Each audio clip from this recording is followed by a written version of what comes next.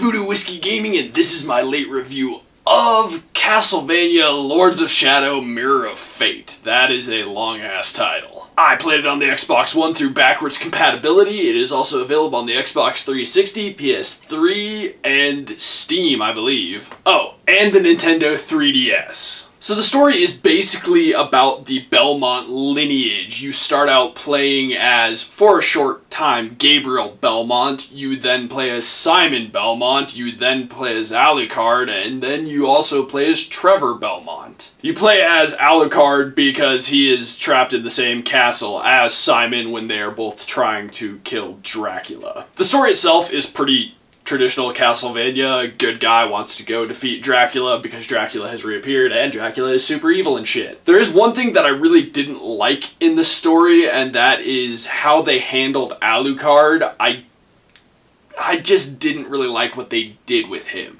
I get that they were trying to put their own spin on it, and this is of the Castlevania Lords of Shadow mythos rather than the traditional Castlevania mythos, so I get what they were doing, I just didn't really love it. Beyond that, I did enjoy the rest of the story. I liked the hits that it took and it went through, and I like what went down overall. As for the audio, I enjoyed the audio in the game. I liked the music. I will say that the voice acting wasn't amazing, but nor was it terrible, and I did have a couple of times where the voice acting cut out. I'm glad subtitles were on because there were a couple of times where the lines just weren't out there. They weren't being said, so I was able to read it and still know what was being said. I did, however, like the music. I think it set up a good atmosphere, and I liked the sound effects. They worked with the style of game. Now, as for the gameplay, this is a 2D side-scrolling action RPG adventure type game. This is a true Metroidvania style game, and I like that. It actually does what a Castlevania game should do. They brought back the map that you can see and open up and know where you need to go and kind of get an idea of where secrets may be, and they also allow you to backtrack within that map. The game is split into separate chapters, each chapter focusing on a specific character, and within that chapter you can fully explore the map that they give you and get 100% for each of the separate characters if you want to. And I liked that because you can just freely roam back and forth between areas, something you couldn't do in Castlevania Lords of Shadow. Also, another huge improvement over the previous game, Castlevania Lords of Shadow, is that you can dodge in the air and you can double dodge very easily. These were things that I definitely had huge problems with in the previous game, and I'm really glad that they implemented them in this game. It is very much a Castlevania game, though. You get to explore and find secrets and fight enemies, and I really like the way they did the combat in this game. It's a visual upgrade compared to traditional Castlevania games, because you actually get to combo with your weapon rather than just that single attack repeatedly. So I like that they did that. That is a good thing that they took from their 3D version. Although I will say that while you play as Alucard, I was disappointed because they gave him a whip instead of his sword. I think that would have added more variety to the game, and it would have been more true to Alucard. Aside from that, with Alucard, I would say that I really enjoyed playing as the three different characters because each of them had their own little flourish. They had their own magics that they could use as well as their own secondary weapons, and I think that's cool that they actually took the time to do that. As for the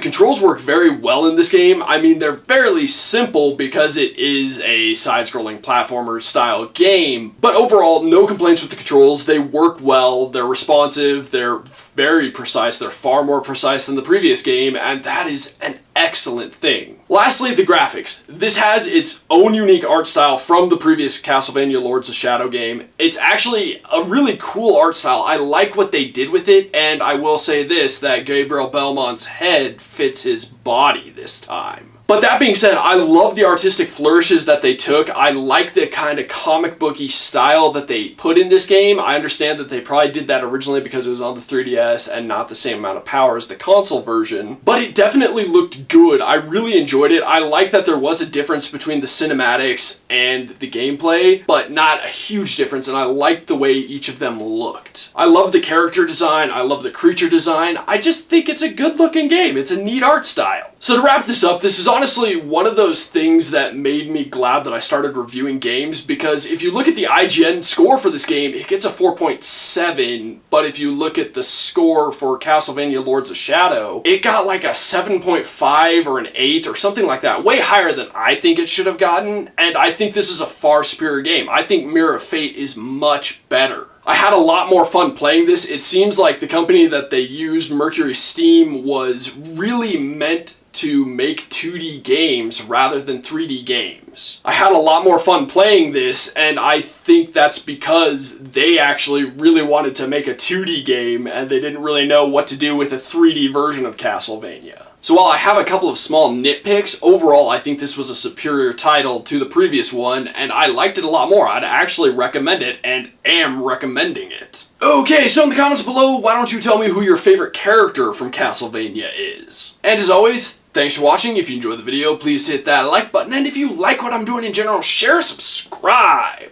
Have a good one.